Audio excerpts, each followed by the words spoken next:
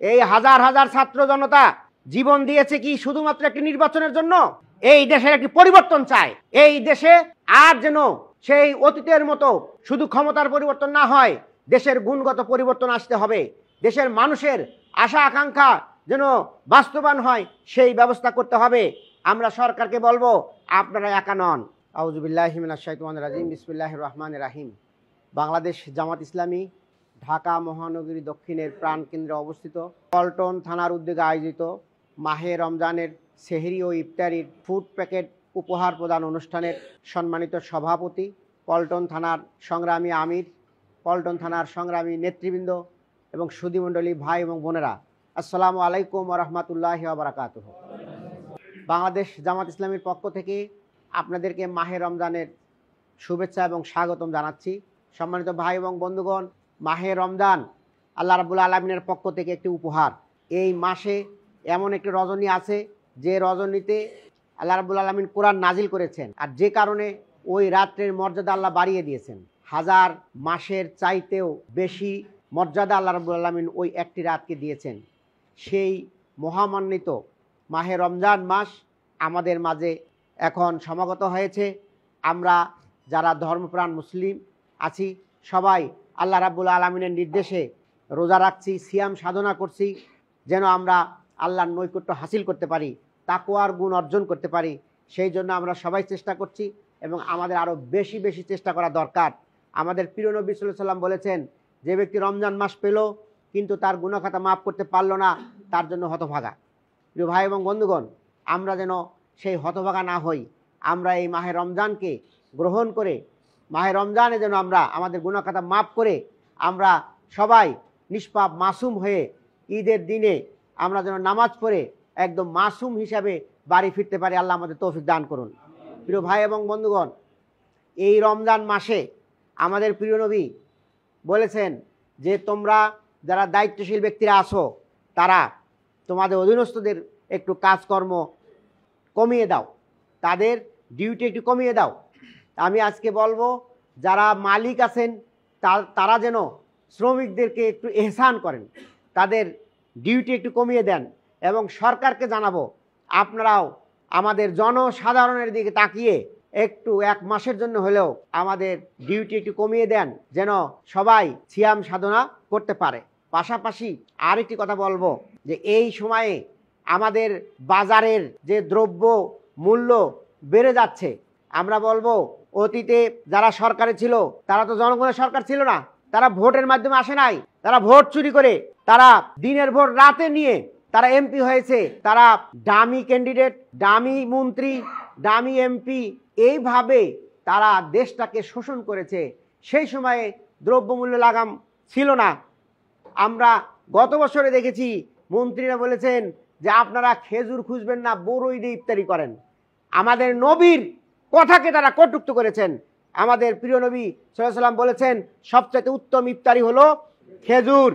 এক টুকরা খেজুর হলেও তোমরা খেজুর দিয়ে ইফতারি করো, আর না হলে তোমরা পানি দিয়ে ইফতারি করো।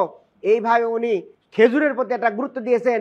আর ওই শেখ হাসিনার ফ্যাসিস্টরা তারা বলছেন যে খেজুর কেন, বড়ই খাও।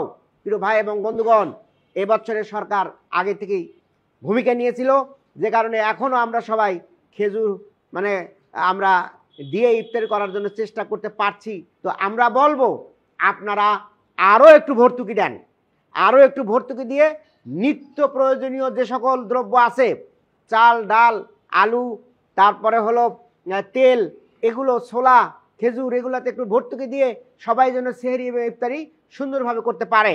আমরা দেখতে পাচ্ছি এখনও বিভিন্ন জায়গায় পতিত সরকারের সিন্ডিকেটরা বসে আছে, যে কারণে সরকারের প্রচেষ্টা থাকার পরেও ওই সিন্ডিকেটের মাধ্যমে দ্রব্যমূল্য বেড়ে যাচ্ছে। আমরা সরকারকে বলবো ওই সকল সিন্ডিকেট থেকে খুঁজে বের করুন, তাদেরকে সেখান থেকে উৎখাত করুন। আর আমরা বলবো, জনগণকে বলবো, জনসাধারণ, জামাত এবং শিবির, সরকার সবাই মিলে সাঁড়াশি অভিযান চালিয়ে ওই সিন্ডিকেট ভেঙে দিয়ে আমরা বাজারের মূল্যকে আমরা যেন কমিয়ে আনতে পারি, সেই চেষ্টা আমাদের পক্ষ থেকে অব্যাহত থাকবে। প্রিয় ভাই এবং বন্ধুগণ, বাংলাদেশ জামাত ইসলামী একটি মানবিক সংগঠন, যেখানেই মানবতার প্রয়োজন সেখানে গিয়ে হাজির হন।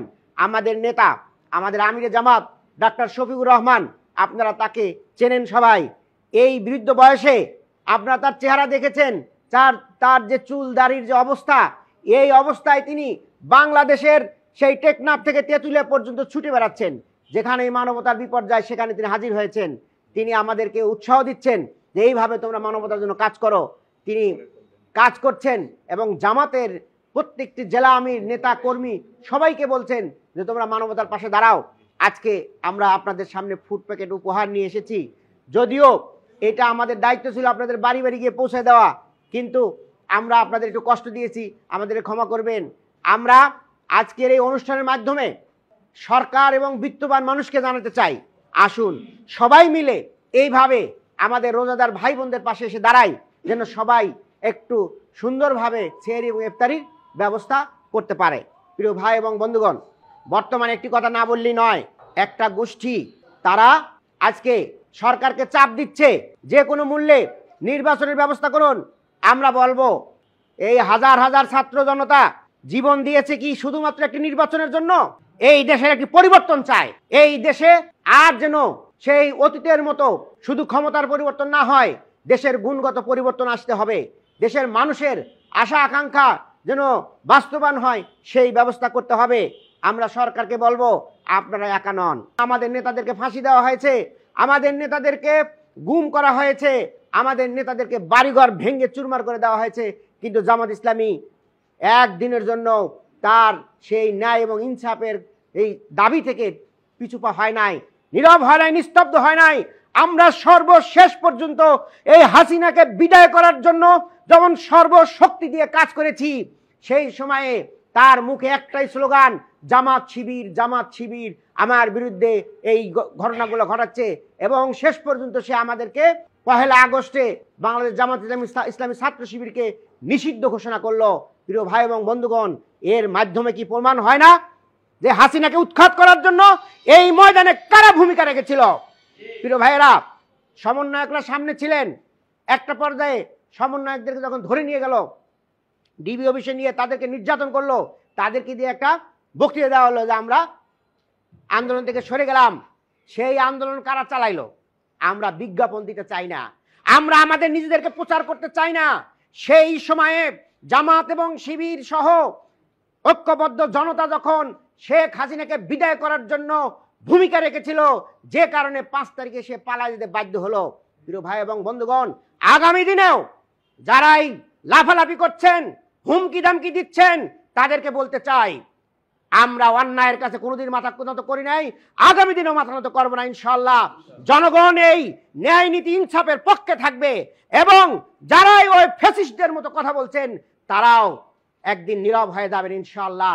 সম্মানিত ভাই এবং বন্ধুগণ, আগামী দিনে বাংলাদেশে একটি নতুন বাংলাদেশ গঠন করার জন্য, একটি ইনসাফ ভিত্তিক, দুর্নীতিমুক্ত, একটি সন্ত্রাস মুক্ত, চাঁদাবাজ মুক্ত বাংলাদেশ গঠন করার জন্য বাংলাদেশ জামাত ইসলামী কাজ করে যাচ্ছে। আপনারা সবাই মিলে, আমরা যদি সবাই মিলে কাজ করি, তাহলে এই লক্ষ্যে একদিন পৌঁছতে পারবো ইনশাআল্লাহ। আসুন আমরা যেন এই মাহে রমজান থেকে শিক্ষা নিয়ে আল্লাহর নৈকট্য হাসিল করতে পারি, তাকওয়া অর্জন করতে পারি।